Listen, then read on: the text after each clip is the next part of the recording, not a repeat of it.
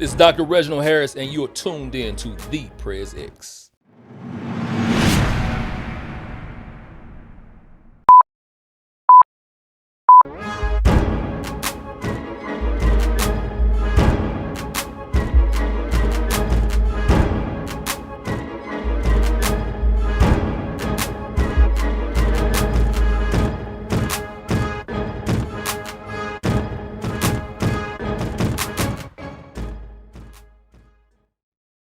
Welcome you all to another episode of the Presidential Executive. This your brother right here, JB. This is my homie brother and over here, El Presidente Rag. And before we get started, go ahead and share, like this video right now. We're on all podcast platforms. We're on all social media platforms, and share to be aware.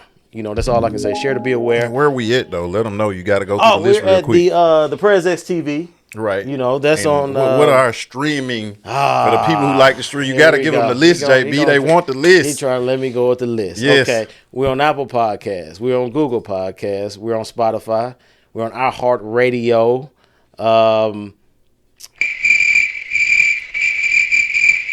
Stitcher. Oh, the Stitcher is supposed to be the last. I know.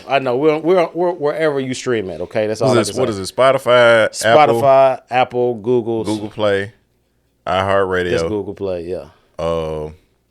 See, you I forget. I remember the last one. That's why I don't. That's why I don't go through the rundown. I remember the last. No, but you was on it though. You know what I'm saying? I was. Yeah, I just remember Stitcher was always, because you put the emphasis on it. I put it out there. You know what I'm saying? Wherever you look at listen to podcasts, we're out there. So that's why I don't usually go down with the 6. He put me on the spot, but hey, that's what we do. You know what we do. It is what it is. We actually have a special guest here.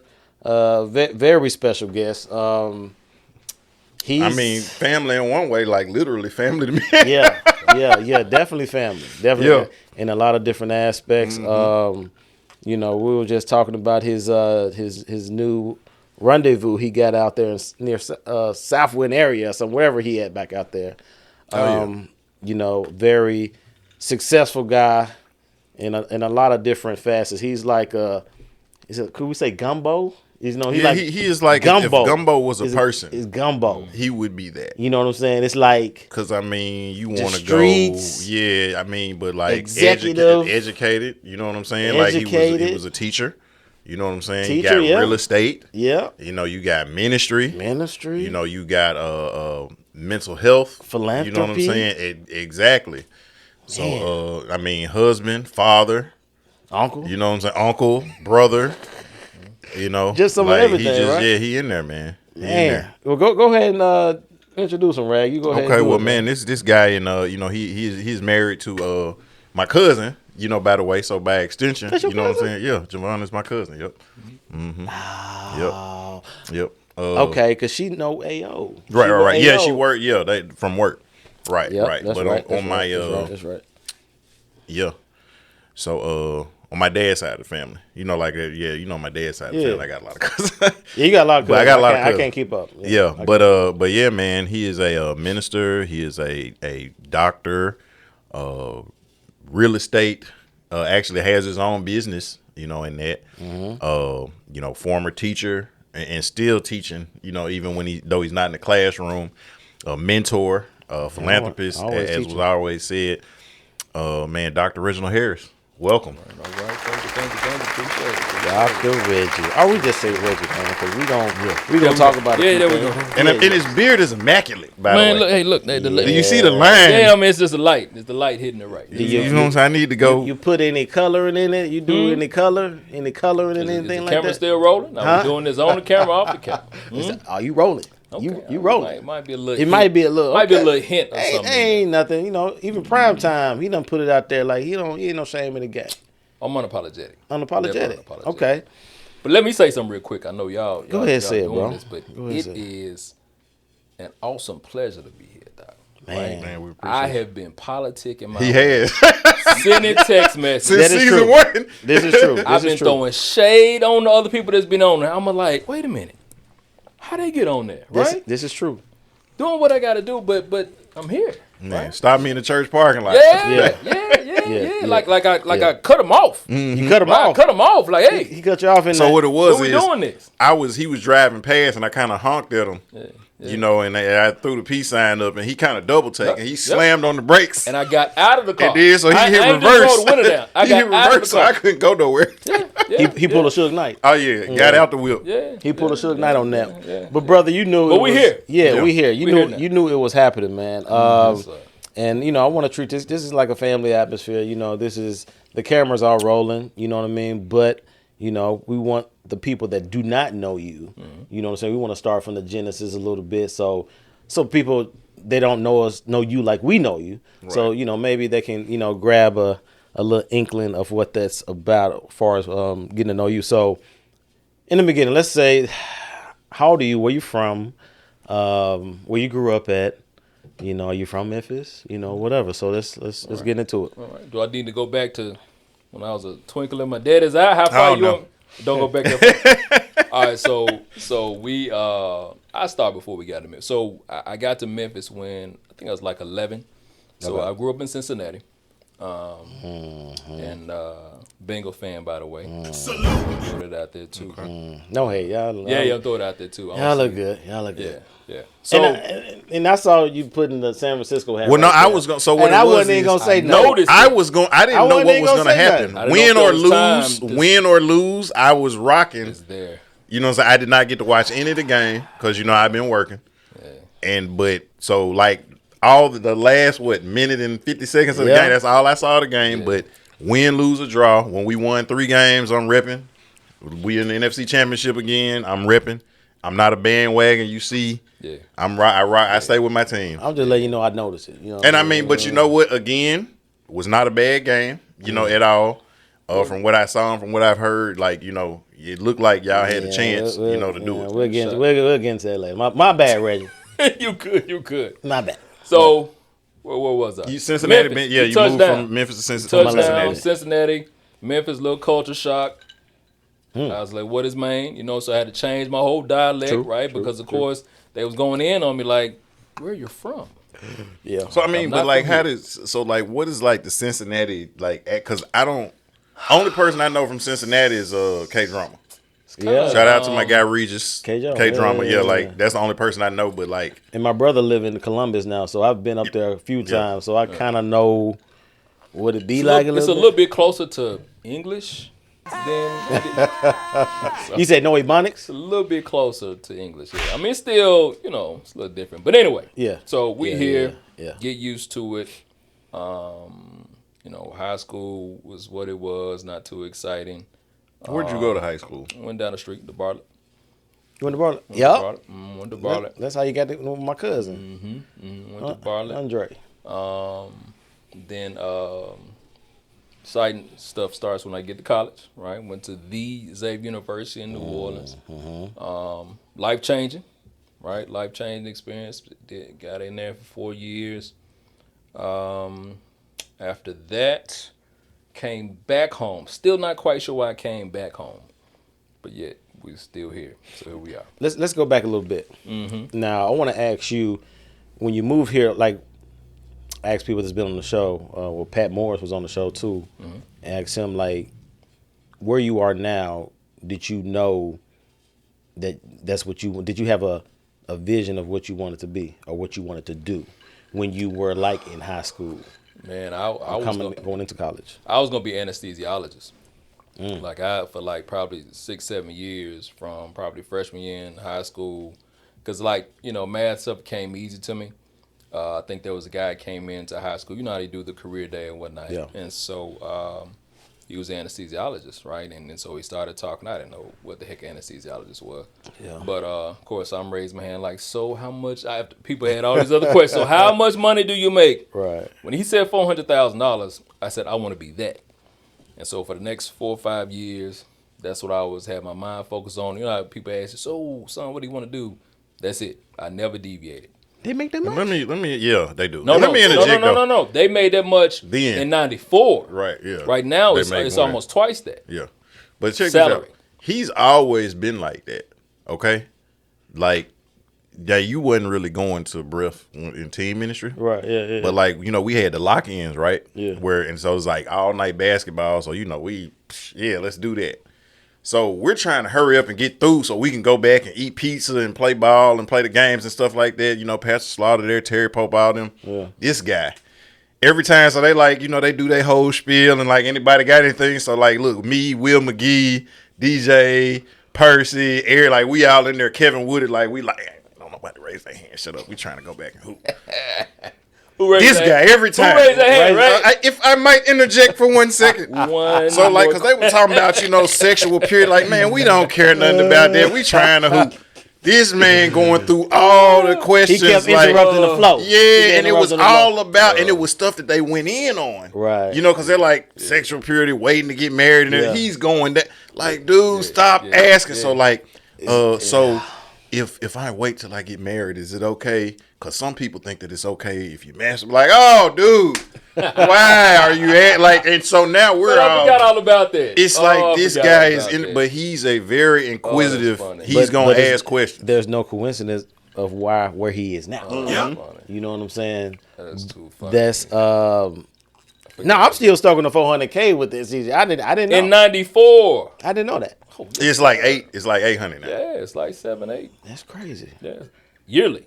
Wow. Okay. Yeah. I got me stuck on there for a minute. I was like, really? I still feel like I should have sold dope. Yeah. Man. Well, okay. I mean, just for like 5 years, and then I got out. Yeah, you got to get out for a minute. Remember, I had to go to jail. I had to deal with FedEx. Remember that time I tell you in Nashville? The kingpin from Nashville came up to me. I was working at Fed, and he offered, because we had a route. He was like, we'll give you. Like I said, now he gave. Are you past the statute of limitations? Yes, it's past that. Okay, just making sure. It is. It's past that. It's past that. Right. So he was like, I think it was $1,200, $1,300 a drop. Kind of with that. Now, come with me. I'm fresh off of the jail after the DUI drug charge I had. So, you know what I'm saying? So, actually, I think that was almost like a blessing for me, because I was like, I'm not trying to get back into the system and do all that stuff. But that was interesting. It was enticing at the time. All I did was drive the car. That's it. But you get just drive. You get the drive this here. You get the same time. Drop as it off. else. Exactly. Drive this car here. Drop it off. Don't ask no questions. That's it. I ain't seen nothing. I don't know nothing. You get the same time as everybody else. So, so you wanted to be that. It was because it was money driven or money. You was like, I wanted to be on this level of status. I knew what kind of lifestyle I wanted, and I see, we weren't broke, we weren't rich. You know what I'm saying? Right, so it's like I knew that I wanted something different. You know what I'm saying? And so that's what it was. Now, of course, that motivation was good. I had some natural ability and like science and stuff like that. So, but it was organic chemistry that changed my whole mind. I got there and I was like, I don't really want it that bad. I want the money. Right. You know what I'm saying? Right. And then once I graduated, once I figured out a way to make the money without having to get the degree, and I got my friend, because so of course, as you may know, Xavier is like a medical preparatory school. Like, so most people there end up either going to med school or some kind of, medical field. But once I started making this money, 25, 26, and my people still making $30,000 a year. Right. I was like, maybe I hit, maybe I did something. So but yeah, so that was And you started off with the real estate at when? 22. 22. So I graduated from Xavier. I got my degree in actually psychology. And then, I started doing real estate, was teaching school at the same time. Because, of course, real estate, as many people don't know, you got to have something to keep the money going in until you start, getting a steady stream of clientele. So did that together. And then once I got real estate going good enough, quit I retired school system. And so that's you was there long enough to retire. I just was like, I was there. I just kind of was he there long enough to do that? Yeah, I think he was there. I was there. How it was a total of 6 years. Like, and what would happen? Like, it was like 2 or 3 years consistent, and then I have a month where I make 30,000. I'm like, I had this. Right. So I was like, let me go. Right. And then I had slow months, and I was like, all right, I got to go back. Right. So all together it was about 6 years. So, okay. Where you were teaching at? Everywhere? I was just like... I started actually at Shadowline. Shadowline. Collierville, for a little bit. I actually went back and I got my degree in school counseling. So I had a master's in school counseling, master's in curriculum instruction, and so I was doing that at Southwind. I was at Southwind High School for a little bit. So I, kind of bounced around to different like little interim positions, But I, retired after 6 years. So let's back up a second. So like, what was? Because I think we all grew up. Well, no, matter of fact, I know we all grew up in a 2-parent household. Our experience was kind of different because our dads was both clergy, which that's where you are now. And as far as I know, neither one of your parents are like have done any like clergy type things. Nah, nobody's in. Definitely not my dad. My mom, she got her own ministry. I'll put it like that. Like she'll do different things with groups, and hers was. It may not be completely structured. Yeah. But I remember there was many times she used to have like overnight things with like ladies kind of helping them. Okay, let's talk about this. And she still does that, So it's still ministry, but not organized for sure to that level. So like, what was it like? And by the way, your aunt was my 10th grade English teacher too. By the way. Oh, Sheila? Yes. Really? Yes. Like we was. Now that's you talking about a legend in the game. Yeah. That lady, Sheila Harris. Raleigh of High School? I thought she hated me, and it was after I got out that she was like, but like, no, for real. Like no, she like, that's where I got the nickname. That's where I got, the story about me getting kicked out of the class in 10th grade? That was her class? No, that was Miss Harris. That was her class? Okay, yes, I didn't know that. I didn't know because she made everybody vote on whether or not I got kicked out. Shut up, man. Real life. And so everybody, she thought that everybody was going to be like, get out. And like, surprisingly, and we had like 32 people in that class. Yeah. This was the honors class of our whole grade, so we had all the best of the best. Yeah. Like 31 people, well, not counting me. So like, if you don't count me, 29 hands went up to keep me. It was like one person that was like, hey, no. yeah, they didn't like, you know what I'm saying? And as a matter of fact, it was Sel. It was the chick he was dating at the time. She didn't like me, so she was the only one that was like, get him out. No but names, bro. No names. And so she was like, I ain't saying that. Sel voted to keep me in. I get you. But Sel, my God. Yeah, so like, but yeah, Miss Hess was my 10th grade English teacher. I did not know That's crazy. I didn't know that was her class though. Yeah, I know the story, but I didn't know. Right, yeah, it was that's his aunt. That's his mom's sister. But I say legend. I mean, she was a very, very, very good, phenomenal teacher. I mean, just person. Yeah. You know what I'm saying? Like, if I went through all the lists of what she did and the lives she touched, I mean, awesome. Because your sister is a teacher too, right? She was a teacher. Was a teacher. Okay. She was for a little bit. Yeah. Because she came out to the school when I was teaching. She came out and she was doing something important because she looked at our stuff. Yep.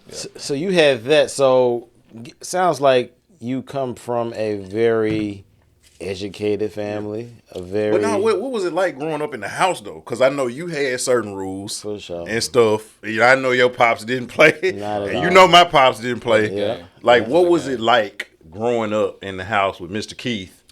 I know it was definitely James Evans for sure. Like, Not James Evans. No, it was without a doubt. For sure. And so, so you got a whooping? I mean, I don't see him doing anything like.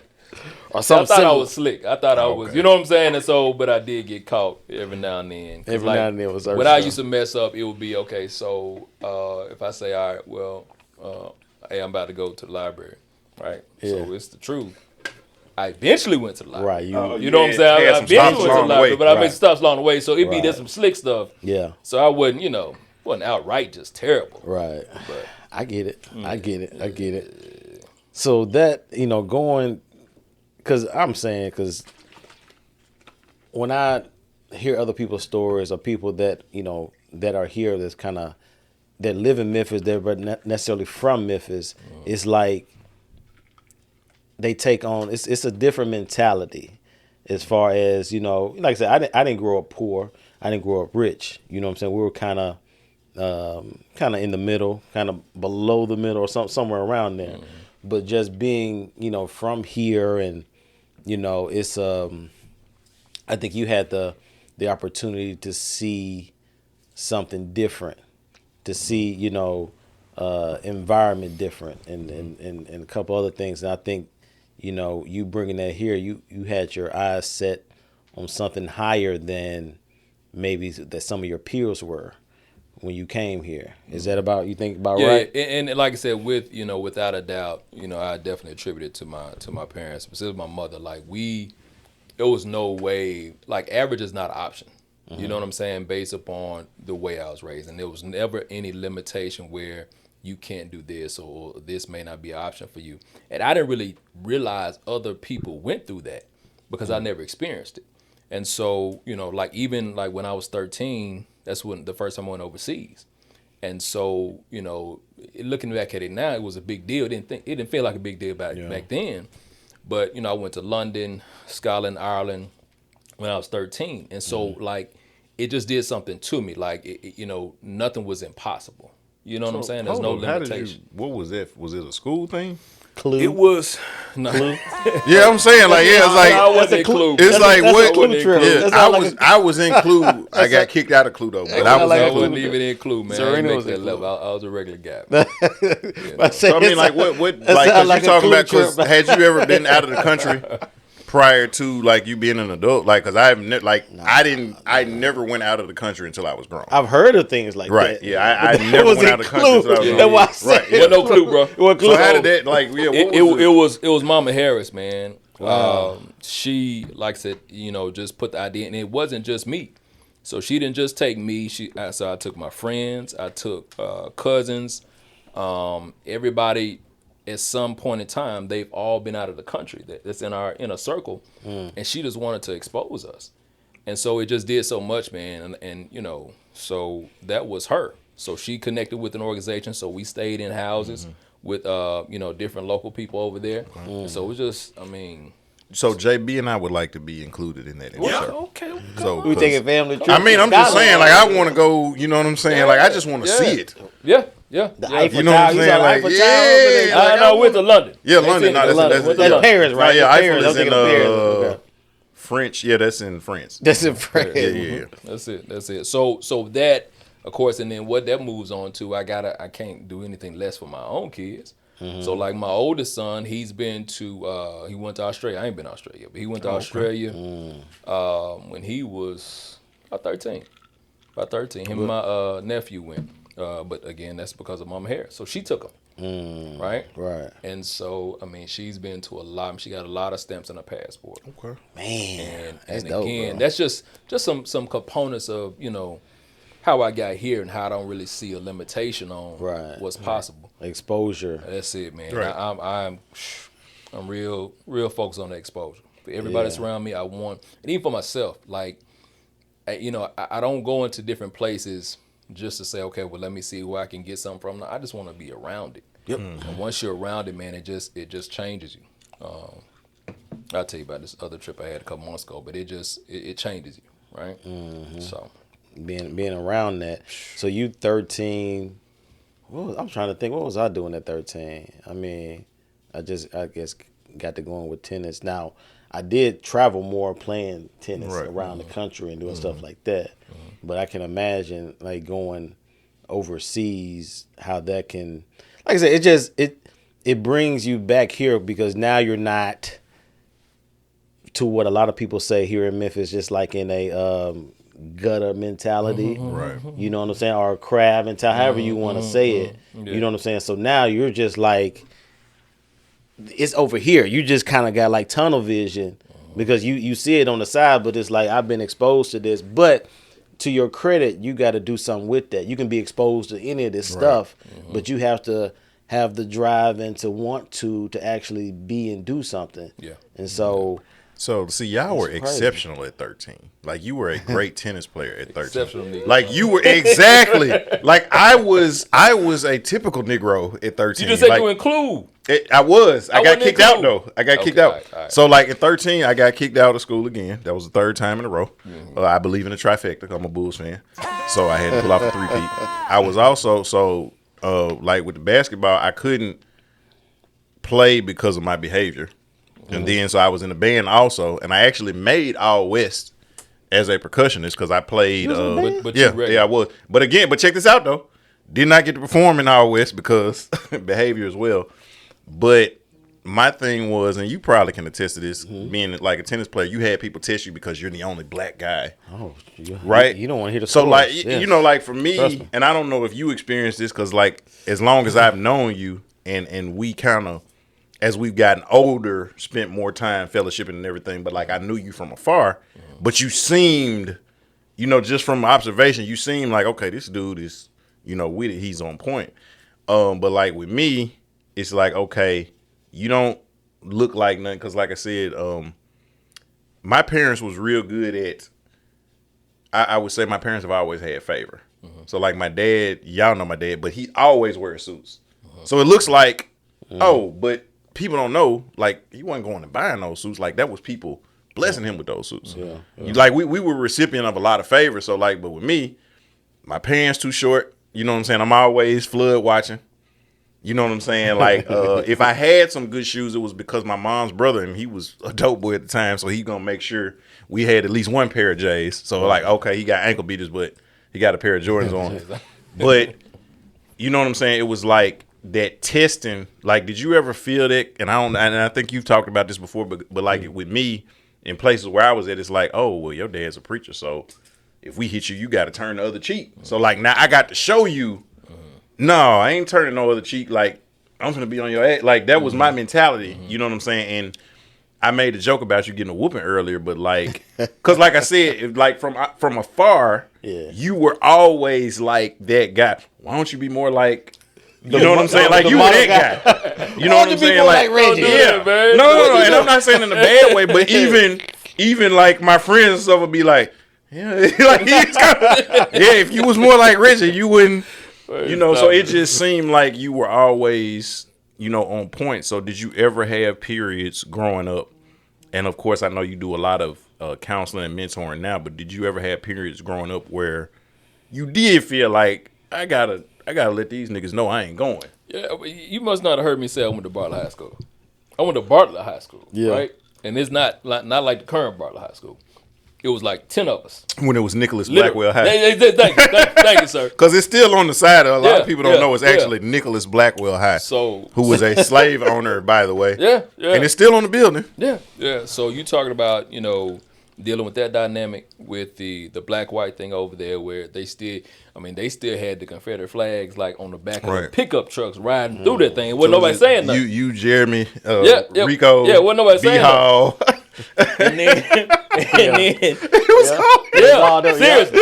There was about 3 more and you got them all. So you got that dynamic while I'm dealing with in school. And of course, when I go outside, right, you go to where? You go, but what? And then now I got to defend myself against other people outside. Man, so where was y'all staying at when you were going to Bartlett? We were off of Appleton Road. Stayed off of Appleton Road. Yeah. So you gotta you gotta be extra black because at the school either you have some that assimilated totally and they was Carlton off Fresh Prince, or you had to be. It was like no in between. Yeah. And so I wasn't gonna be Carlton. Right. So I had to be Will Smith and flip the jacket inside. You know what I'm saying? So I had to go to the extreme. So you got that dynamic, and then, like I said, you going out and you got to get some respect out. You can't say I'm from Bartlett. But and I told you the hooping story, right? Right. So the same lock-in. So we're thinking like, okay, here's this cornball that's asking all these questions about wanting to be pure. So he gets married. When I tell you, we're playing, right? Yeah. This man come down block. I forget who shot it block. We look like, snap. Like that man didn't block the shot. Then he come back on the break. Look, he had it in his mind. So look, hit somebody with the he hit somebody with the epic crossover 3 pass, right? So then he runs around the screen, come in the corner. They throw it to him in the corner, knock the J down. We like, don't do it to him. This nigga can actually play. Wait a second. Make sure this recorded. It's like, what camera we looking at? No, but check this out because I told Javon that, and Javon was looking like, oh wow, he can play like my husband. Yeah, right. Nah, he actually, and he said he said he was kind of a poor man's Klay Thompson. Because he was a good defensive player. Not quite. No. Right. Yeah, because he ain't like playing no defense, bro. But right. No defense. I feel. You got time for that. But he was and he said he didn't like to play defense, but he wasn't stopping you from going to the rack, but like if you sleep on him while you shooting it, he was gonna send it. And then, like I said, he could knock the 3 down. He had a nice little, handle, but he wasn't necessarily trying to be a hooper, but it was just a trip because. So with the extra black thing, he was black enough to get on the court. That's all I'm saying. Yeah, he wasn't gonna get picked last. That's too funny, man. Because that was, speaking of Carlton, like on the Bel Air, especially the John, like on Peacock, like that. Snorting Xanax. Yeah, you know what I mean.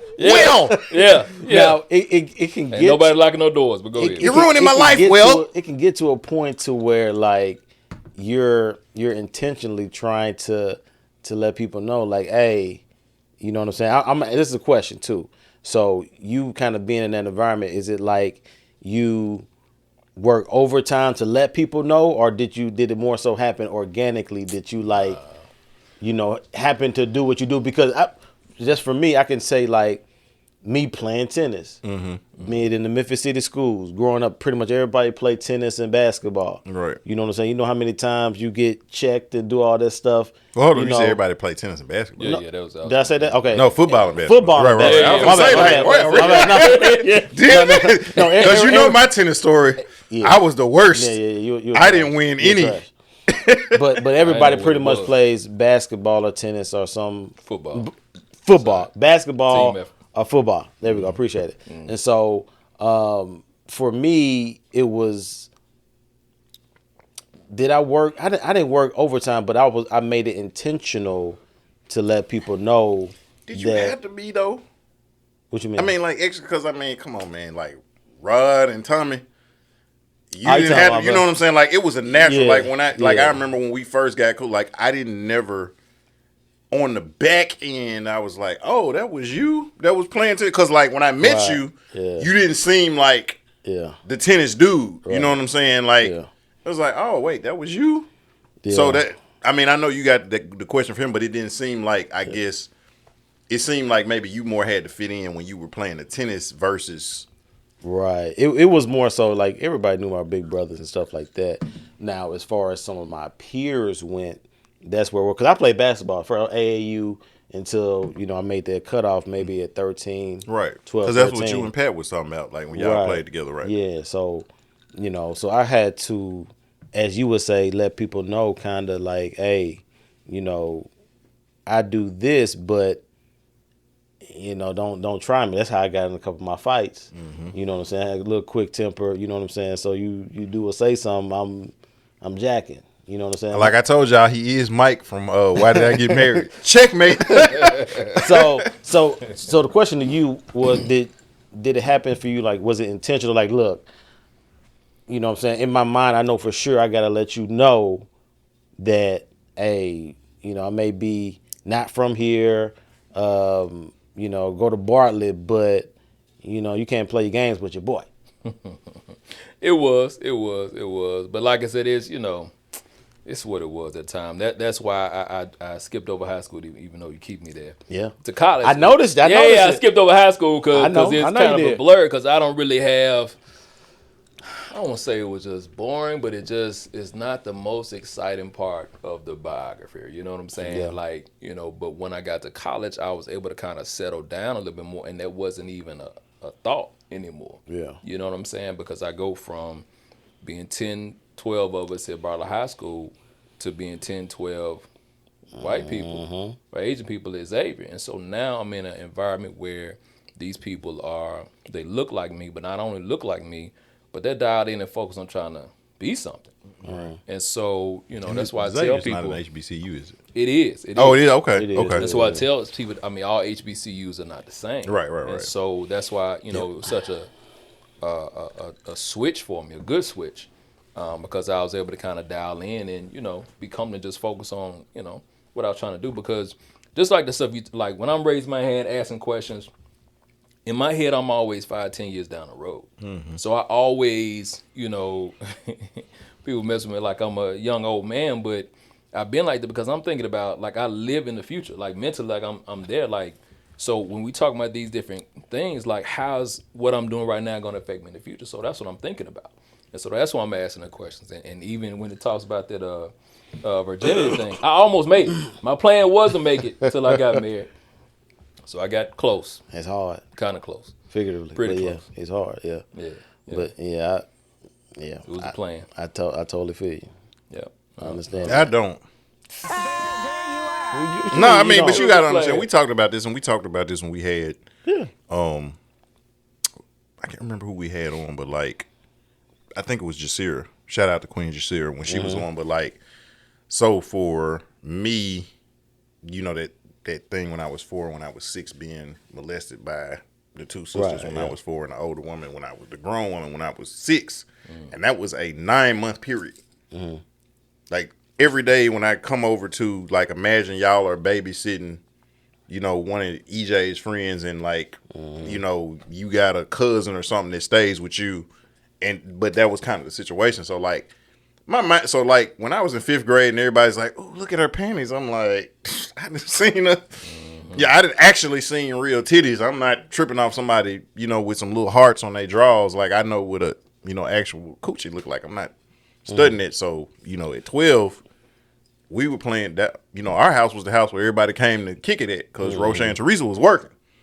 You see what I'm saying? So like, and again, I remember when we were teenagers, like he was really on that kick. Right. And again, that's why I wasn't studying him, because, you know, and Eric and Will and Kevin Wood, like they live vicariously through me, because I was the managed one that was always, you know what I'm saying? Like I had all these stories and stuff like that. I didn't really get on that kick, and that's the funny thing. I didn't get on it until I was grown.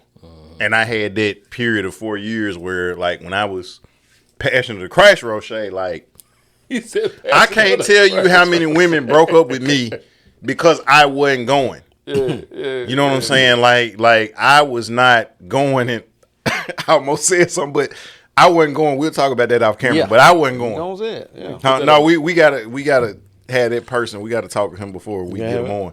But yeah, no, I wasn't going though. You need to put that on the shirt. Passion of the Christ. Yeah, nigga, I was, man. I was not going. Like when we first started, I was, man. I was not, man. I was focused, man. And I'm like, what got me off of it was I was dating this chick, and to this day, I'm not gonna say no names, but We know. yeah, no, like I thought I knew what head was. It was life changing. It was life changing.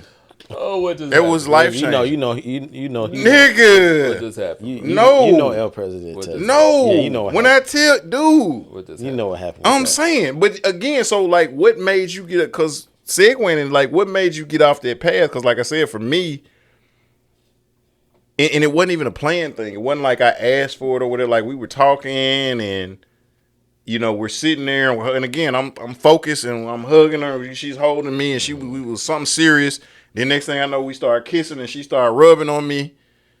You know what I'm saying? And then she stuck her hand in my pants, and I'm like, okay, it's been a while. It feels great. And then next thing I know, she just, and it was like, so that got me off. But like, that what made changed you from the passion of the Christ? No, it did. No, that's just what got me back into the game. Okay. But like, what made you? Because again, you were serious at 15, 16, 17.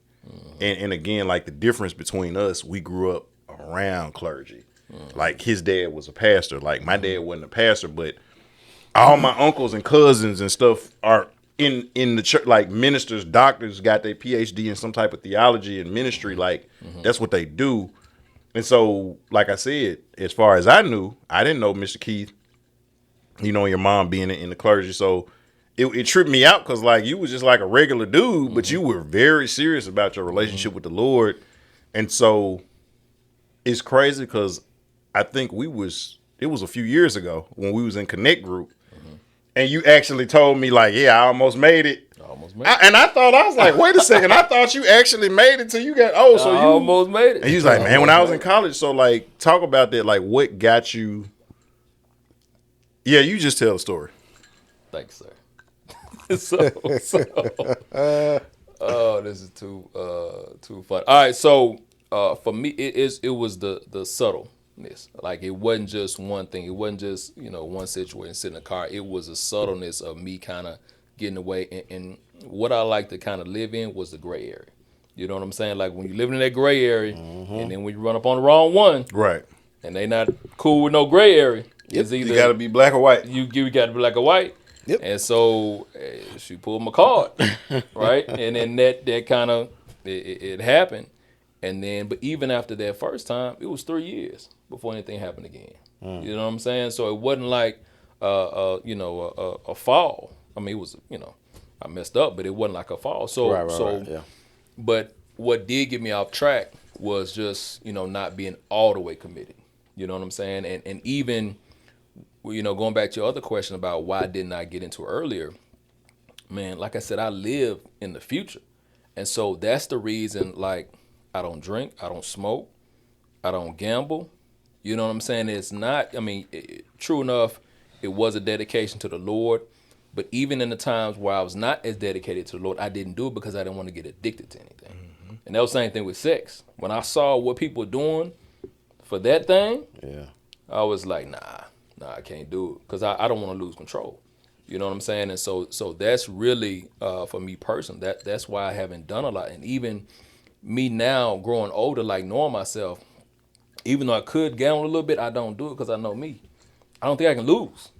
Right. So the house, everything gonna be gone because I'm gonna keep going. Right. You know what I'm saying? Because I don't. When think this I can next lose. one hit, hey, but I know me. You know what I'm saying? And so because of that, I don't want to touch anything that could potentially cause me to lose control and be addicted to it. So that's Jesus Christ, and in addition to me not wanting to go down that path, that's the reason why I didn't. So. So would you say, I think that you know yourself, like, what would you say is something that, you got to stay away from it because you can be addicted to it? Porn. Yeah. Okay. Oh, y'all go check out season 1. We had an amazing episode. With shout out to our guy who played on Ready to Love, my boy DC, Cornelius Bryant. But we had a porn episode. Porn is, I don't know if I got into it on here before, but I got into it when I was 7, 8. Yeah, y'all talked about that because you said I think you said you found either he found something or y'all found it right. Was right next door. His parents had satellite, and we go over his house sometime. Parents may not be home. We watching satellite, Cinemax, Showtime, and I ain't have nothing but the Spice Channel. Channel 73. And I ain't heard Spice Channel so long. And I think I said it in that episode. It's just like you don't know at that time. It's just like you being little boys. You just being mischievous. You know what I'm saying? We looking at Playboy magazines. Yeah. We seeing, you know what I'm saying, little girls giving us play and stuff, and it's all fun and stuff like that. But then it's just like something I couldn't shake. You know what I'm saying? Deep, bro. As you get older, and like even at TSU, I remember I'll get up on Sunday morning, watch porn. Wow. You know what I'm saying? Just like, and that was, I remember when Fro was on here. Shout out to Fro, by the way. Like he talked about how he got saved. His conversion. He was sitting up watching in the middle of him watching porn. And so like porn now is so accessible. You know what I'm saying? I can pick up my phone right now and go on Instagram and find some people call it soft porn. Yes, you can actually soft porn or whatever, but it can take like I said, and it still can be a struggle as far as doing that. You just have to know your limitations, what you need to follow, not follow, because the internet and social media they take a snapshot of everything you search, Google, even what stuff you say in your phone. Exactly. You may say big booty. I might be talking to you, big booty, da da da da. Next time I'm looking on social media or something, it's some big booty chick or something on there. You know what I mean? So they're real crafty in how they. In social media's defense, you don't have to look hard to find the big booty. By the way, no, you don't. It's there. But, you know what I mean? So it's stuff like that. But I ain't gonna front, Reggie. Like I've looked at you from afar for a lot of years and stuff, and I've always admired your stick-to-itiveness. Yeah. You know what I'm saying? But I say that because with me, mine wasn't, and I guess he said he never opened the door, right? Mm-hmm. For me, I didn't know what I could be addicted to until, and I've shared this before, and this was the time shout out to NFL Red Zone because I was over there every week. But Right. I had a surgery, and they had prescribed me 2 types of painkillers. I didn't know that was my thing, right? And so, and you remember this when we went through, I believe it was Consecration Week at the church of 2020. And I mean, he ain't got no shame. He's at the service, right? It was when Fresh Breath was going on, and he's talking about fasting for the week. And he was like, man, I talked with my brother, and he's like, I don't know what the rest of y'all gonna do. He's like, but I'm not doing no food or no water, for 6 days. And he was like, I wonder if I can get somebody to do it with me. So he walks up, and he puts his hand on my shoulder. So now everybody in the joint is looking at me. And he was like, if I could find somebody to walk that pan with me, he tapped me on the shoulder again. So now I'm kind of looking, and people are looking like, oh, he's going to do it with him. But again, so in that time period, that whole 6.5 days, nothing. Yeah. You know what I'm saying? And we and I really heard from the Lord in that time period. But so like when you talked about his stick-to-itiveness, like he's about that life. But like with me, I'll go to a cigar bar, of course, y'all see people when they comment sometimes, oh, he stayed with his cup. But tell me, Shay, I'm believing God for this, or me and the family dealing with this. And we've done this before. Yeah. When you told me you was dealing with some stuff, I'm fasting with you. Right. This ain't that crucial. Yeah. You know what I'm saying? Like, again, like, it ain't that crucial when I'm believing God for something. But, like, when I tell you and what pills are now with the fentanyl and stuff in it, you know what I'm saying? Like, but that was kind of my thing, and I didn't know that until I got on that. Has it ever been anything, because you said the smoking, the drinking, and stuff like that, but has it been anything, like maybe TV or a game or something that you didn't realize that you was hooked on and maybe idolized, and how did you get through that? So, I mean, this is why, like what JB said, the porn. The porn, when I started, and this is right after, and again, it started in college. Well, it started earlier than that, but I didn't really, was on until college. Right. Because, of course, I think everybody has a porn store when they were, younger, and they're over your cousin's house, and, so I've got that story too. Right. But it got so bad in college where, we in there, we got 2 TVs. We on the game, right? And then we got the porno going. Non-stop. It was always on. We were getting ready to go to the party. It was always on. And then so it became so normal. Yeah. And then when I got out of college, it just, so it had me, literally, bro, it had me. And this is back, y'all know what CDs are, right? Y'all know what CDs are. Right. So this be on CDs. Right. The DVD joints. Right. DVDs. Yeah. So when I knew it was a problem, you know how people talk about the cigarettes or whatever in the trash can, I had threw the DVD away. You did. I went back to the trash can, dusted the DVD off, and put them right back in there. The next day I was like, this is a problem. Yeah. So it was about 2 years straight. It was a problem in my early 20s. But again, like I said, I gotta have that cutoff point now. Even to the point where I'm grown, and if a scene come on, I'll fast forward it. You know what I'm saying? Right. I'll fast forward it if I know it's going. When we was growing up, man, any scene that come on, he'll cut the TV. Sometimes if he couldn't find the remote, he'll go up and cut the TV off for a few seconds before it came on. Because I know me, and that comes, like I said, right. I've been so focused for these past probably 12 months on just self-awareness more. Who am I really? Not who am I, you know what I'm saying, who other people, who am I really? You know what I'm saying? And so I've been on it. I can't, there's certain stuff I just can't do, But fast forward, Reg. Ooh. Bro, I'm grown and I'm fast forward through the little scenes. I wish I could say that. I see what they about to do. You watch Power? Have you watched Power before? And I fast forward. You fast forward?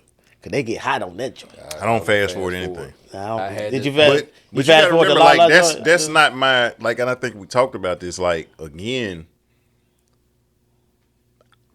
I was seeing this stuff we truth or daring, and we was always daring. It wasn't never no truth. It was always, you know what I'm saying. I pull your teeth. It was always stuff like that. So for me, so I'm good with seeing it because it's that's not. I'm kind of desensitized to it, and I don't know if that's a bad thing or not. It's bad. But it's I need to, because again, in being in situations, and I don't know how many situations that either one of y'all have been in, but it's especially now. But I've always been the type of dude to where it's like, if I don't have a clear goal, like I'm not going. But I can't tell you how many times that somebody, come over, do this or whatever. You get over there, you know what I'm saying, and y'all might be kissing or whatever, and it's like, wait, what you doing? So now you hard enough to cut a diamond. You know what I'm saying? You excited. And they like, what you doing? So now you gotta, as you get older, now I don't get excited. When you're 19, 20, 21, somebody say sex, you ready. But then as you get older, you have people kind of tease you. You have times where you think you're gonna get something and you don't. So now somebody saying, "Ooh, I want you," that don't do nothing for me. See, Reg, like I need to know. We talked about this, and it's different variables to it, but he don't watch porn. He said he give him the real thing, and Yeah, I mean, cause why ask God to forgive me for jacking off? Okay, but my thing is we can pivot over from this after this, but my thing is when you actually get into another thing with a female, you dealing with not only her body, her emotions. I don't deal with it. And everything else that goes into it. He say he don't, but you do. Not directly. So, my thing, both of them bad. Like you go call a shorty up or whatever, you get porn. I looked at it at the time like the lesser of two evils, because at least if I nut, I ain't nothing in nobody, so I ain't got to worry about no baby. I ain't got to worry about no plan B. I ain't got to worry about her slashing my tires, cars, or whatever like that. You know what I mean? That was a good shot. Yeah, so I'm not condoning it. I'm just saying, you know what I mean? It can be less trouble. When I have gotten through trouble. With a woman, deeper trouble. When I've gotten through with a woman, I don't have no problem looking at myself in the mirror. The times that I was playing with myself, you know what I'm saying, like humping the bed or whatever, like whatever you do, like when you see yourself after you wash your hands, you wash your face, like humping the bed. I just look at. I ain't the only one. Like when you wash your hands, that's why you laugh, because see, you told on yourself. No, but like when you look at yourself in the mirror, you like this nigga. Like and we talked about the time we was at. Well, you wasn't there, but like the men's fellowship thing where the guy was talking about like he had to do it 6 times a day, and you know what I'm saying? Like Corey got a Reggie because he was like, Mr. Such and Such, he want to shake your hand, and it was just like a thing of the like other Reggie. Big Reggie. Yeah, Big Reggie. Big DJ Reggie. Black. Shout out to DJ Black. DJ Black. Not this Reggie. The other Reggie. Not this Reggie. He was like, hey, Reggie want to shake your hand. And it was kind of a thing of like, you don't even want to, like, I ain't want to shake Pastor Moss' hand, you know what I'm saying, the next day. And you know how they do. Like, I ain't want to shake your pop's hand. And he got that grip handshake. Yeah, he got you know what I'm saying? So it's like, now, again, when I was one, I ain't never had no problem. What's up, Pastor Moss? We got a handshake, but like, if you touch yourself, it's like, I don't want to shake nobody's hand. I'm straight elbowing. So it was just like, again, if I'm going to rob a bank and I know I'm going to go to jail, I'm stealing hundreds, I'm stealing 50s, I'm stealing 20s. I'm not going to jail for stealing a bag of quarters and some 5s. Okay. And to me, that's what like, okay, it's a lesser two evil. Guess what? First time offender, you still going to do 3 years. Whether you stole $100 or whether you stole 5. So it's like, with that 100, I got a chance of stashing some away. I got some good memories. You ain't got no great memory of jacking off. Ain't nobody was like, nigga, I was laying on the floor. I had my legs up in the air. What'd you say, But Reggie? I guarantee you got a Reggie? great mememory of when you was with a woman. I'm curious. Yeah. I'm just curious. So when you, I'm gonna jump over what he just said. I'm gonna jump back to what you just said because there's nowhere to go. What you just said. Oh. So what you said about the lesser evils. So the thing is, and again, this is early on in the marriage. Because again, I'm coming off of those 2 years with the pornography stuff, and then I get married about 1.5 years later. Mm-hmm. So it was affecting the way I went in, because it's like, even my view of what I thought was supposed to be happening in the bedroom, I'm going back to the videos. For sure. Right? Teaching moment.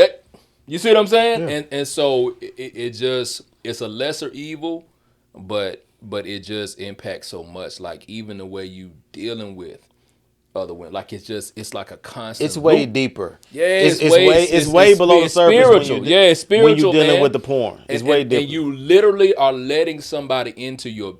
For people that are married, you're letting somebody else into your bedroom. Yeah. Because when what you're looking at is not matching up to what you just saw, for one, this is not going to be entertaining. So now I got to go through the highlight reel, right? And try to get myself excited based upon the highlight reel, right? Yeah. Right. So now you've cheated the person you with. Because you ain't thinking about them. You're thinking about, Right. the Colombian girl or whatever, know. Right. So again, but I'm asking, your greatest memory, do you have a great memory of you playing with yourself or a great memory of you being with your wife or whoever? I ain't got no great memories of me playing with myself at all, ever. I don't have anything that I can brag about with me playing with myself. I don't have nothing that I feel like, hey, you know what? I was wrong, but and again, we all got whoopings before. We all got put on punishment. I didn't mind when I got a whooping, but I got to go to a concert and I got to see Juvenile, whoever I got to see, and I got my tail whipped. I was like, hey, but I got a whooping because I didn't cut the grass. Like, I'll take the whooping for going to see that concert every day. Like, going to get a whooping for not cutting the grass. Who give you a whooping though? I'm just saying so like even I mean in the circumstance. So we're of the talking about sex and even porno. when dealing with the Lord, what I'm saying is you still got to deal with if I have to ask for forgiveness.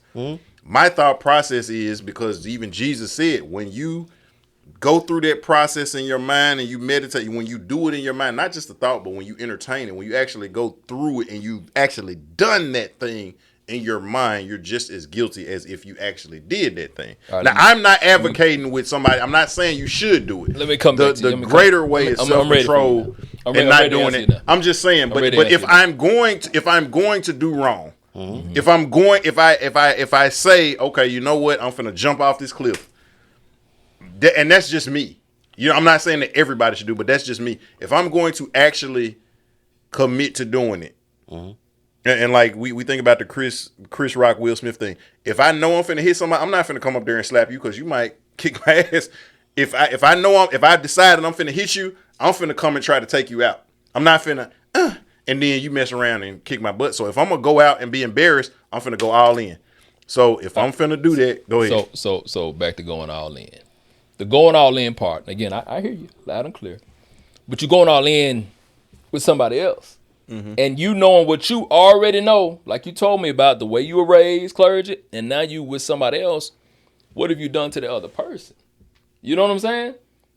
Everything you said is about you, but what about the other person you just involved? See, with the pornography and the extra, whatever you're doing, that's you.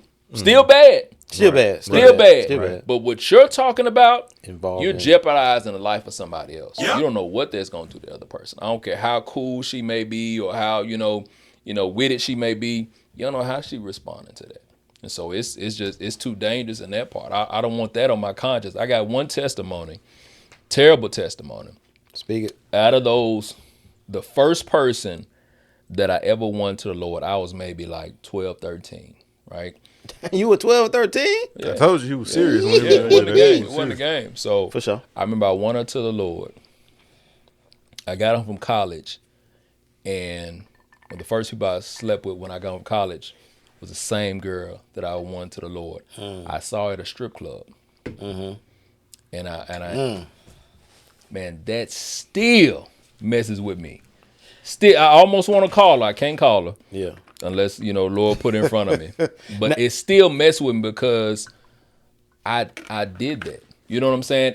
And I could have potentially now, I pray she's fine, but I could have potentially railroaded her whole future. Right. Because how can you trust in the God that, I presented to her and then I come back, she come off the stage. Right. You see what I'm saying? So you think that maybe messed up your witness to her?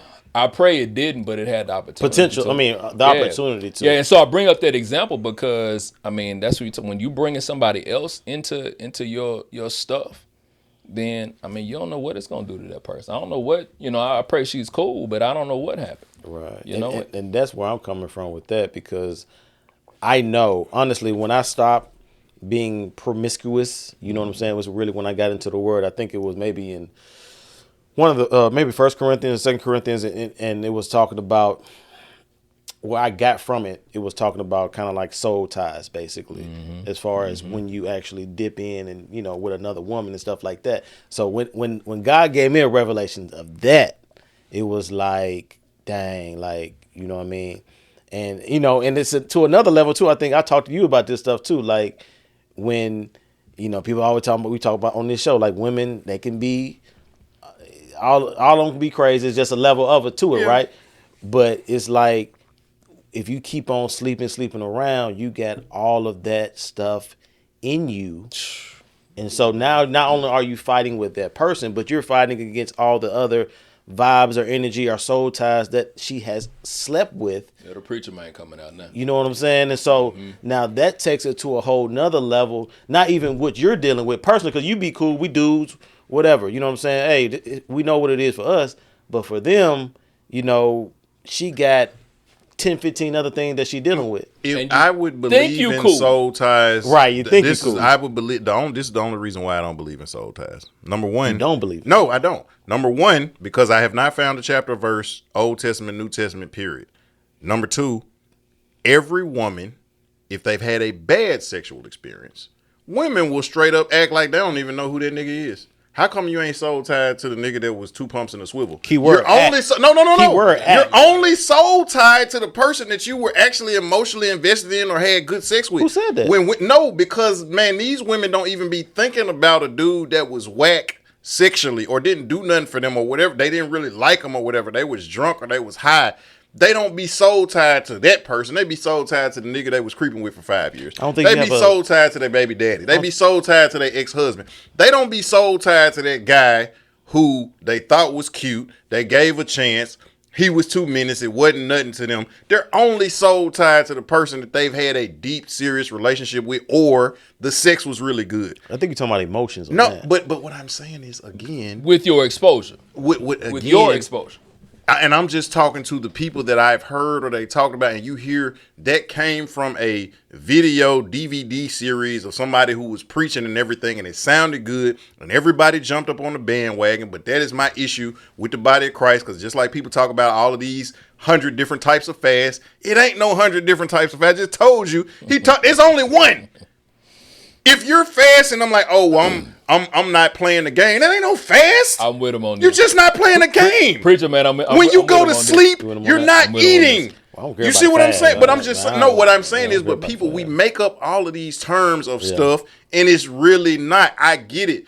I understand from a biblical standpoint of why you should not have sex before you're married or when you're not married. Now, I will say this. Now, soul tie is not in the Bible. I'm saying, and that's all I'm saying. What got revealed to me.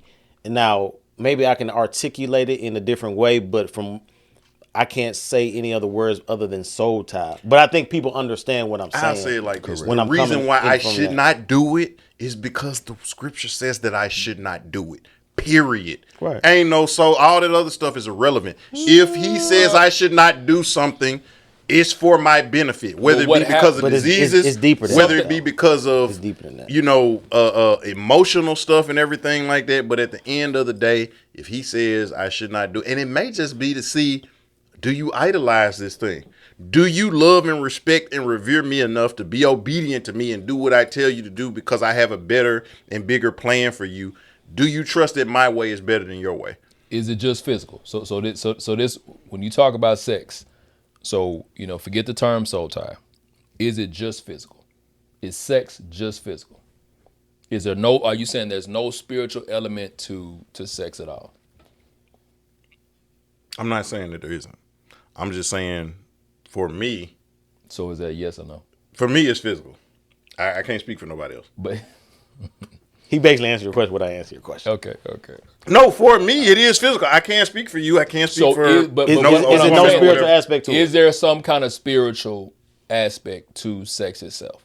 Or is it just, are we just animals, just like, you know, the squirrels or or is it just animalistic? Or with humans, is there some kind of spiritual connection that takes place during sex?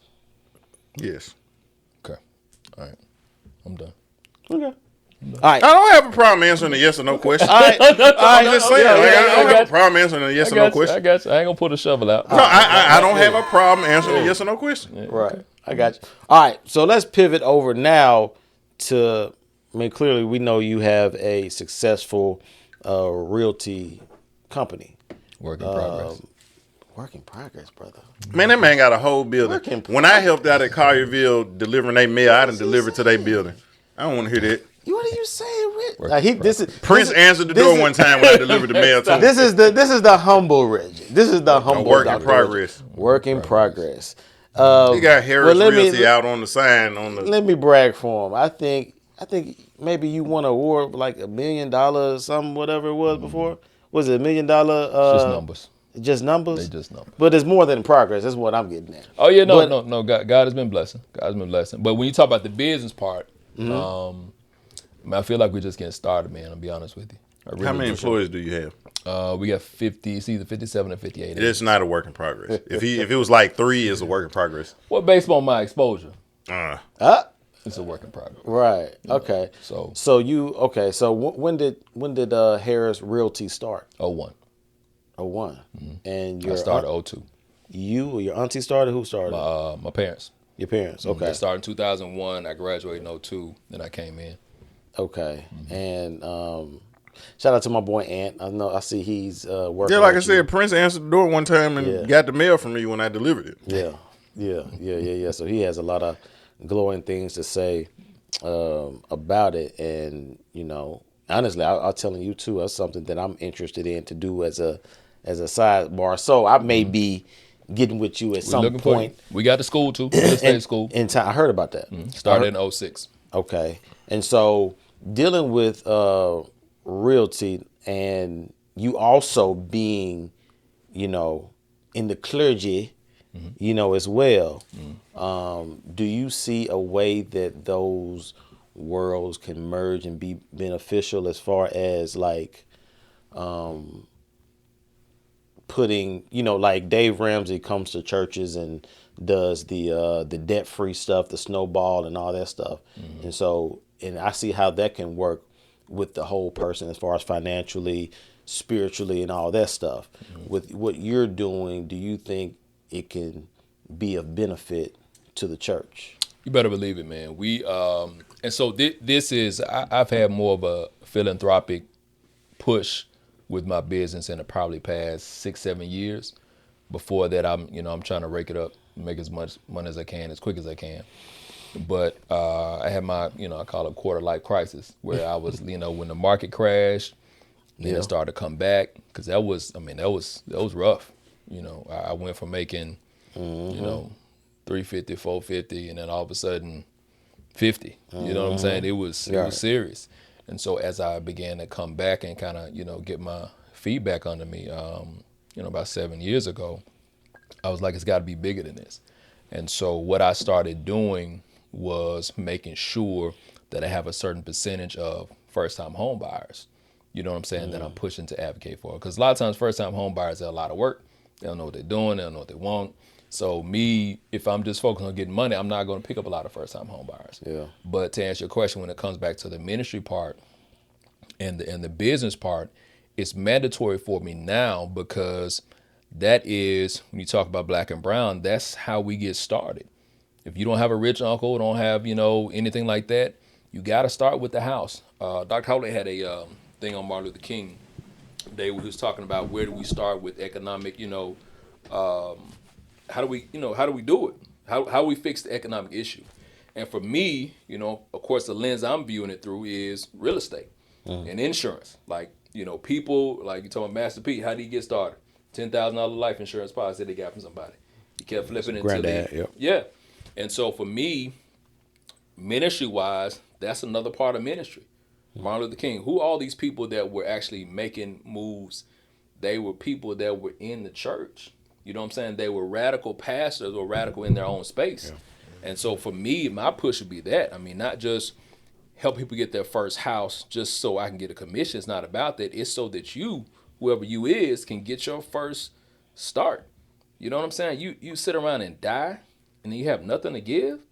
Man, it broke me. It broke my heart, man. It was, like I said, these 6-7 years ago, I was doing property management. I was renting to two brothers. One was 84, one was 86. And They were paying $450 a month, paid on time every single month. They were staying in a $15,000 house. And I knew that if something happened to that check, if something happened to anything, I was going to have to put these two folk out. You know what I'm saying? Just think about it. They 84 and 86, two brothers, and they've been living this long, and they don't own a house. That should not be. The house was $15,000, man. Yeah. You know what I'm saying? In a year's time, what they paid, like, what, $5-6 grand? Yeah. So in 2 years or 2.5 years, they would have paid what the house is actually worth. Right. So to answer your question, as far as, you know, what I do meshing with ministry, that's a definite part of it. In essence, I've kind of turned my business part a little bit into a ministry in that regard. Now, I know it's been a question before I even got this house. It was like, hey, you being in your particular craft and your realm of expertise, what would you say? Like, look, I could get this house, or should I rent? Mm-hmm. You know what I mean? Like, especially given this climate we're in now, what would you tell somebody, you know what I'm saying, just coming off, and you supposed to give them some advice as far as, like, look, I wanna buy this house, but it's a little bit cheaper to rent. So what should I do? So right now things are changing. These past 2 years during the pandemic, it's 50-50. You know what I'm saying? Because people are overpaying for houses. You know what I'm saying? And, you know, so it's kind of like you got to look at it for long term. And that's what I was telling my clients, like, if you plan on being here, do it. But if not, you may need to wait. And so, like, right now the stuff is changing literally as we speak, as far as the values kind of going down. It's not going to tank, but they're going down a little bit. So you see more deals happening, more houses staying on the market a little bit longer. So now's the time to get it this year. About 3-4 months, I go and go after it if I was looking. Well, I'm a no-time home buyer, so I'm just throwing it out there. Oh, we talked about that a few years ago. Yes, yeah, sir. we talked about that a few years ago. Numbers 901-496 sold. It's coming. Yeah. It's coming. I got you. You know, come on now. It's coming, Rag. You know that. Yeah. It's coming. But condo, townhouse, all that. You do commercial too, right? Yeah. Commercial. So, and that's what I was telling people. Like, even, I mean, you can get a condo. You know what I'm saying? Downtown or midtown or somewhere. You can get a condo. I'm not saying you have to get a house and have to have a yard and all that stuff. I mean, but you got to start. You know what I'm saying? You ain't got to die there. Start, either rent it out or, you know. So what's the hardest part about being in realty? Interesting. Like I said, when I started and stopped teaching several times. Mm-hmm. Man, a month where I made $30,000, I was like, man, forget this. Right. It's the inconsistency. Yeah. You know what I'm saying? And it's not, like I said, I know you may see agents posting on their websites and this and that, but, you know, you have to really stay on it. I got one agent, and we had we do a vision meeting every year for the whole office, so we're together. And I was going, and I got one young gun in there. His name is Virgil. So I asked, you know, I was kind of telling people, because some people just getting started. I was like, so how many cold calls do you make? He said, well, between 150 or 200 a day. You should have seen the looks on people's faces. Like, people don't understand what it takes to get to that level of consistency. A day. This young guy is making between 150 and 200 calls a day. Like, said it with a straight face. Yeah. And so, you know, again, like I said, there's a glamorous part. You see people taking pictures with the keys and the sign, and we just sold Susie Johnson a house, which is cool.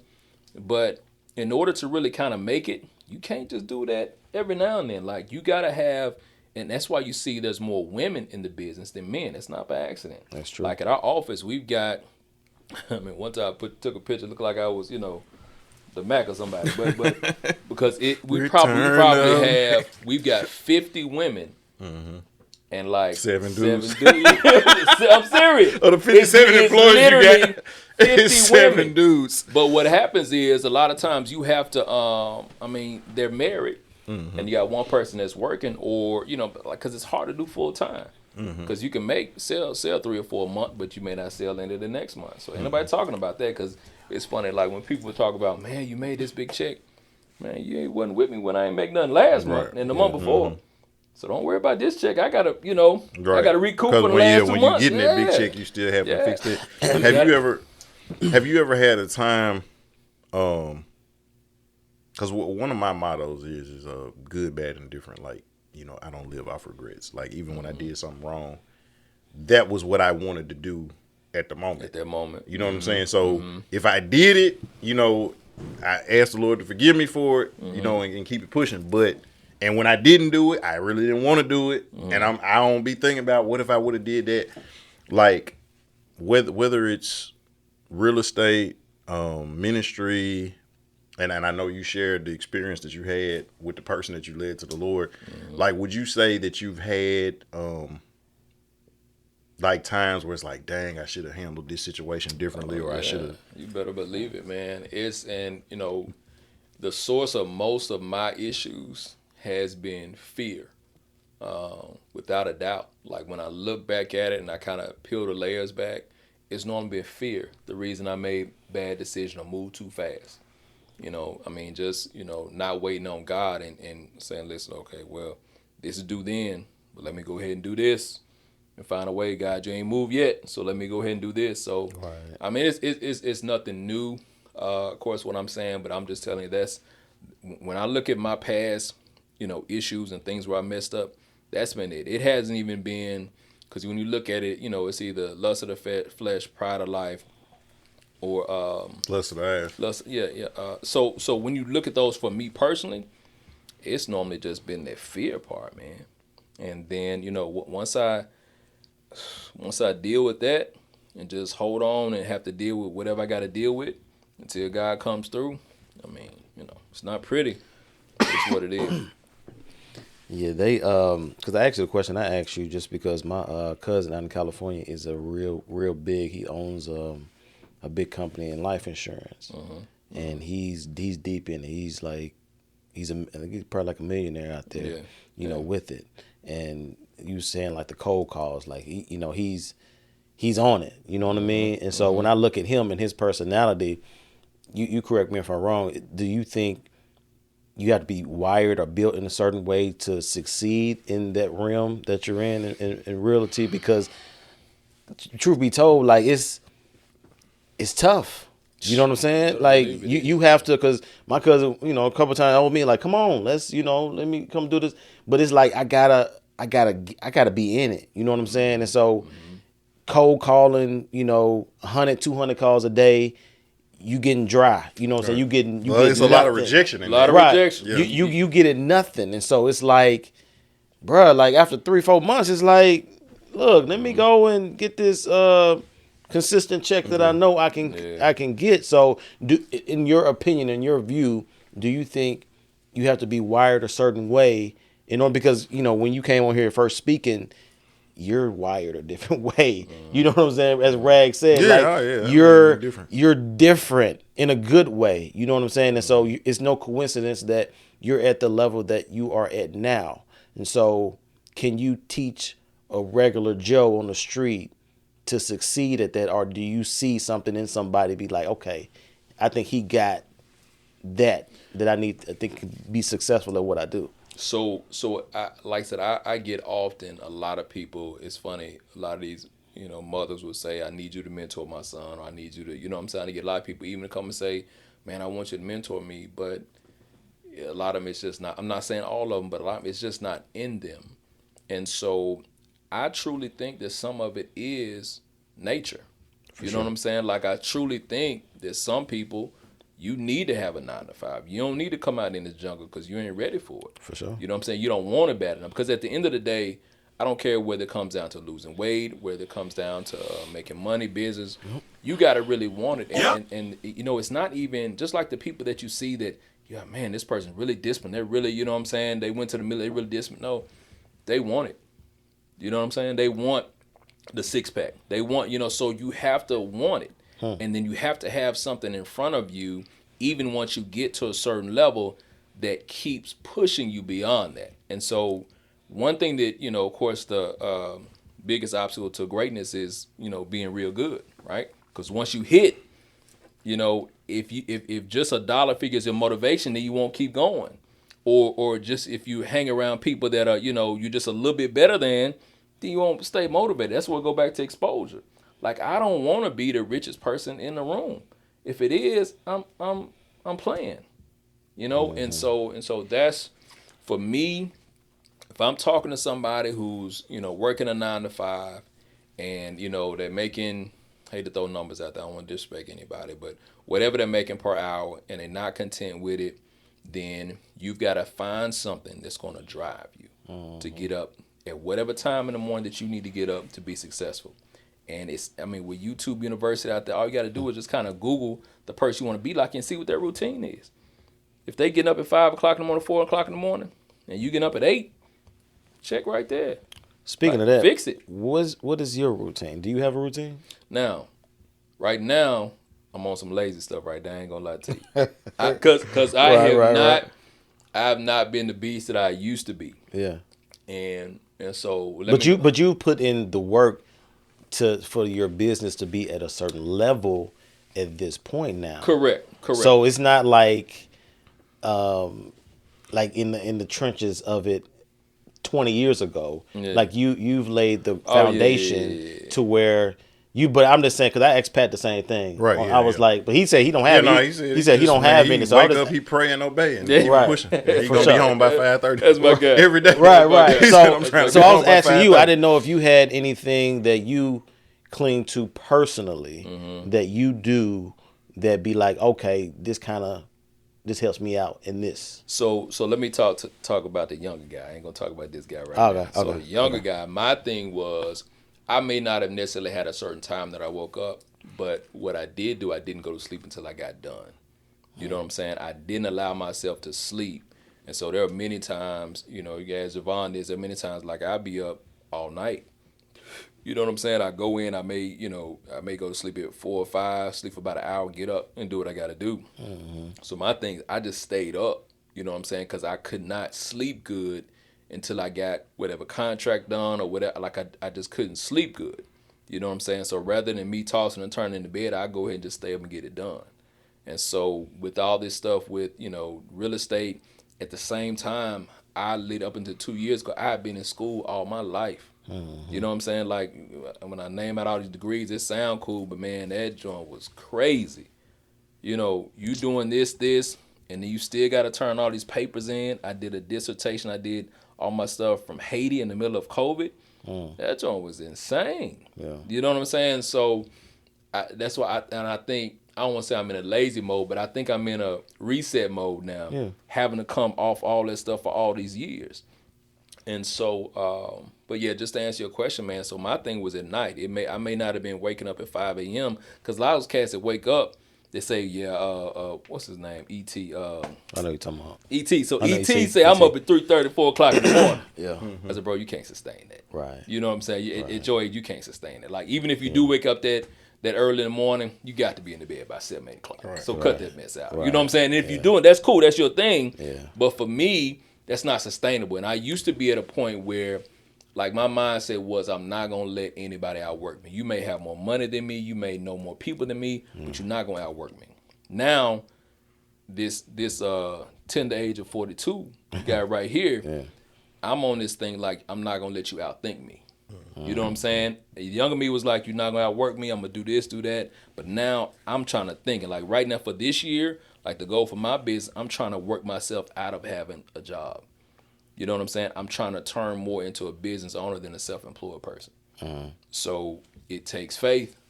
Because when I can go out and hit these streets, I call it, when I say get in these streets, I mean I'm in the streets selling house. You know what I'm saying? I ain't in these streets like I used to be. Yeah. But at the same time, I got to trust God and say, okay, well, let me set these other agents up so they can make the money. I may not make all the money I would normally make, but I'm going to make a little bit. You know what I'm saying? So it's more of a business owner than a self-employed person. So you know. And I have a question that I know it's been burning to ask you a little bit. Like, you're successful in what you do in realty. Okay. Well, I'm gonna say it for you. I think we both, you know. All right. He's successful. He's successful in it for it. Now, in you being associate pastor, is it associate? Assistant, one of them. Okay. And given that, like, would you have to give up one if you went straight into the other like It's being question of the day right there, baby. you know what I'm saying? Question of the day right there. Baby. Like just for me, Question of the day. I'm gonna keep it 100. You know what I'm saying? I'm gonna keep it 100. Question of the day. You know what I'm saying? If I'm just logically, carnal, however you want to look at thinking, if I'm successful in this and very successful millionaire houses and doing all this stuff, is that you know what I'm saying? Is that pool? Can you do both? So that's what I've been working through these past 6 months, doing both. And what I've done is I've been paying people to be me. While I'm doing ministry, I'm paying somebody else to be me, doing the things that I would normally do, and stuff I gotta do. And really, right now, I only touch the stuff that I gotta touch. If somebody else can do what I'm doing in the moment, then I'm playing. You know what I'm saying? So if I can pay somebody to do something else, then I'm like. So I only touch what I can do. And so to answer your question, I believe it can work, and that goes back to this business owner thing. A true business owner should be able to leave for 2-3 months and everything still flow. If I'm self-employed, I can't do that. You know what I'm saying? But if I'm a true business owner, then that thing should be able to run. I should have a system in place, so much so, and the right people in place, even if I got to pay them more, Right. that thing is going to run, and I still be out of the country. Be on autopilot. That's right. That's right. So to New answer Preacher your Man question, episode coming out, autopilot. Be on the lookout. that's it. But That's yeah, it. go ahead. So it can be done, and but if God, if I feel the unction in my spirit where, man, you need to stop doing this, I'm gone. Real estate, I'll walk. I walk immediately. Right. If I gotta sell my house, I'll sell it immediately. Like it's not, and I mean that. And that's what I'm saying, and that's for real, for real. I mean that's just not saying it just to be saying it. I don't care. Right. Like I said, after I had that, and I'm caught for a quarter life or crisis, I was like, man, this stuff don't matter. You know what I'm saying? And I think that's why. And now I'm able to make better decisions because, like, people can't come to me with no money stuff, because I don't care about losing.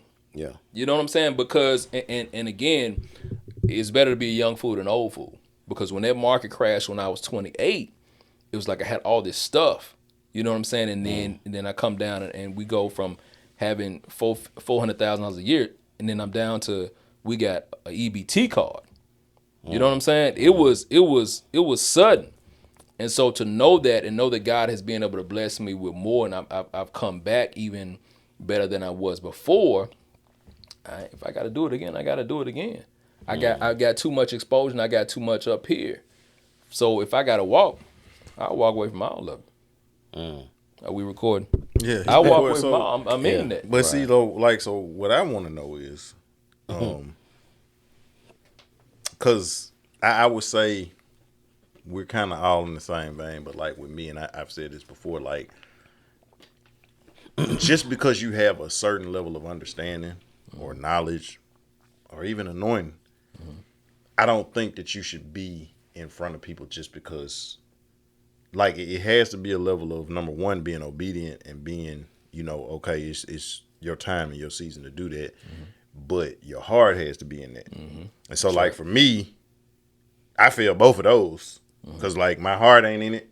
And at the same time, I have not been given, because I pray every day. But I think that the reason why I haven't been given the command is because, and we've had certain conversations, but, like, niggas still want to argue about Halloween and Christmas. And I'm not finna get up in front of you because I've studied and I researched it. You don't want to go there with me. Right? But if I'm going to argue with you about some bull, so now that's going to affect me when I get up in front of you, because I know you hadn't put the time in and you don't even really, we talking about real life soul ties and everything like that. You talking about real life stuff you letting in your house. You don't want to have that conversation though. So for me, I'm good. I'm going to let y'all have it. I don't mind. I can sit, and you know me, when I come in, I ain't got to sit in the back. I'll come sit on the front. You know what I'm saying? But, like, I'm not looking for an amen or you better preach that. Man, change my life. Give me some understanding so I can be effective. Right? Yeah. Yeah. But so for me, like, so what makes you have that go? Because, like I said, for me, it's not about the approval or anything like that. But, like, it's the level, because you know this, and I remember you got up one time and you actually talked about it. You thought, you was like, man, I thought I was doing something. I was praying for this long a day. And you talked to Doc, and you was like, wait, he do this? Wait, he pray how much? And it made you look right. Hours, I said. Yeah, and so it's like, you know, the level of research, Yeah. writing all them papers you wrote, and even before you get up, you know, and deliver a message, you know the level of preparation it takes. It's not like you just kind of Google a scripture or two. The hours that you put in, and so when you do that, and then you got somebody who all they did was hit a Google, you ain't really studied the Greek and the Hebrew and the Aramaic words and actually gone to the root and then looked up the natural history. It's like, you just, they said, so I'm just, well, you know what? Maybe they didn't really mean that. You know, we live in today's times, and it's not like that. You know, you got to understand, you got people trying to rationalize crap because you really want to fit in with everybody else and be accepted. So what makes you do that? Because like I said, for me, it's the knowing what I put into, you know, that study and that research, and then hard, I gotta fight. Like, it's hard. It's hard because, and I'm not just talking about where I am. It's hard on a global sense. You know what I'm saying? Because we've got, I can go through a list of all these different preachers that are on TV, and some of them actually know better. Mm-hmm. I know they've been to seminary. I know they know better than what they're talking about. Right.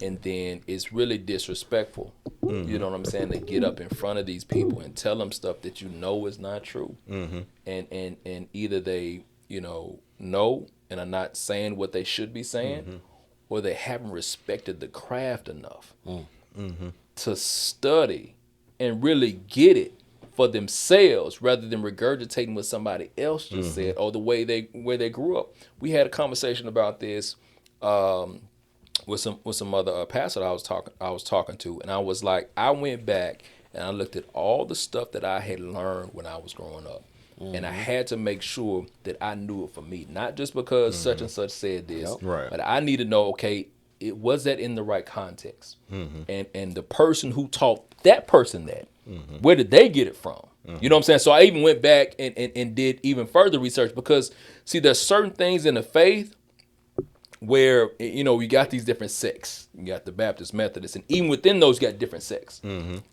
And so you'll normally find a person who has some type of deficiency in them, and then they will begin to interpret the text based upon their deficiency. Where they're weak at. Yeah. And now, once it catches on and people start celebrating the way that they're coming at the gospel, and then other people are attracted to not so much their revelation, because it's not really revelation. It is a man. It's I don't even want to, because it's gonna take too long, man. Right. Get into this part. But anyway, we definitely gonna have to have you. Maybe we can get someone down on the right. And then look, he gonna have to campaign next time. It's gonna be a whole nother thing, man. But it's disheartening to see it, man, because some of them know better, and others are using and pimping this gospel for themselves, and at the end of the day, they gotta answer to God, man. And for me, for my position, all I can focus on is what God has called me to do, and I gotta focus on the people. Because if I spend too much time thinking about all these, these doctrines of error that they're putting out there, it'll distract me. You know what I'm saying? I just gotta focus on loving on the people. Doc, and you weren't there, but like, he was teaching on the Holy Spirit, right? And you've heard this scripture before. Romans 8:28, right? All things work together for the good for those who are called according to. But what comes before this, right? And, right? You were a teacher. And is a conjunction. It connects to what's before that, right? What's before that? Likewise, we know that the Spirit helps us in our weaknesses, because the Spirit knows all. So check this out. All things do not work together for your good if you're not baptized with the Holy Spirit with the evidence of speaking in tongues, because that is what Romans 8:26 starts talking about, the Spirit helping us do that. The reason why everything works together for our good is because when you pray in the Spirit, you pray perfectly. You're praying the will of God. So then when you pray the will of God, which is the perfect will of God, because he knows all things, then everything to work together for your good, right? Sure. But that's just a simple thing, right? But what's praying in the Spirit, though? Get your shovel out. Oh, I will. What's praying in the Spirit? Well, how do you define? Think about.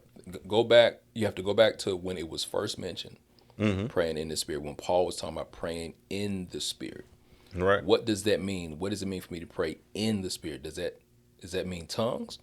Or, so Right. again, like, so we're going to have to. No, yeah, we That's can gonna dig have to that. be But, Yeah, but I was just saying that's a thing again, though, because you have so many people that will say, because I don't do it, going to my deficiency, it must not be for everybody because I can't do it. It must be passed out because I can't do it. Correct. What I can say in my own experience, every single person that came up to me, that talked to me, that said they didn't believe, they didn't know, they wasn't sure, and we sat down and went through that word and they did it before it was over with. And I ain't have to say nothing. They didn't hear me say nothing. They started doing it. Because again, the word brought that. Yep. You see what I'm saying? Yep. But so it is what it is. When I got my conversion, and I shared this when we was talking about when I got my conversion, just like in the book of Acts, Lord, if you real, show me. You see what I'm saying? I'm not telling you what I heard. We didn't even hear that at breath. At breath, it was an invitation. Right? I'm in my room. So I know what it, and again, and so through my faith in the word, because I believe the word, I believe in the scripture. So now when I'm talking to JB or you, whatever, bam, ain't me, it ain't Roche ain't nice. It's what's in the word. You receive power after the Holy Ghost come upon you. And we go through the scripture. Right? Yep. But again, when you're talking to a mass of people, because they have not put the time in. And that was why I asked you that, because again, seeing you, and I know JB probably has seen this, seeing you up in front of people on Sundays and everything, it ain't just like, oh, I'm looking for a good amen, because there's been plenty of times where you'll be up there and you'll be like, hey, wait, don't y'all leave me now. Crickets. Don't y'all leave me now. It'll be crickets. He's like, oh, Yeah. okay. He's like, y'all don't, you know what? Let me talk to this person, because the rest of y'all, I can tell the way y'all look, because but it's like, I'm not looking for your amen. I'm going to say what I got to say. And it's been a couple times you've been like, you know what? I can tell by the way y'all looking at me, y'all don't. And it was, I can't remember if it was it was some holiday that was coming up. You was like, this ain't popular. But you started to go in and you just you kind of had to laugh at yourself, because you was like, I can tell by the way y'all looking at me, y'all not following. But and it ain't, I guess, a piece maybe that y'all have with it. But like for me, it's like, nigga, do you know how much time I put? You don't look at me like that. Like if you go to your doctor and your doctor says, JB, you got diabetes, you got to stop eating cake, you're going to take him seriously. Cake? Right? You know what I'm saying? Like, or if you go to a therapist and it's like, you got to listen to your wife or she's going to leave you, you're going to listen to that. But I'm telling you this and you're like, oh, well, maybe you're doing too much, Rev. Like, so. Yeah, we're going to have to shut down here, because I think we're going to try to bring Reggie back for this rundown real quick. You know what I mean? So y'all, till next time, continue with that executive mindset. And most definitely keep it presidential. Salute. Arrivederci. Bow.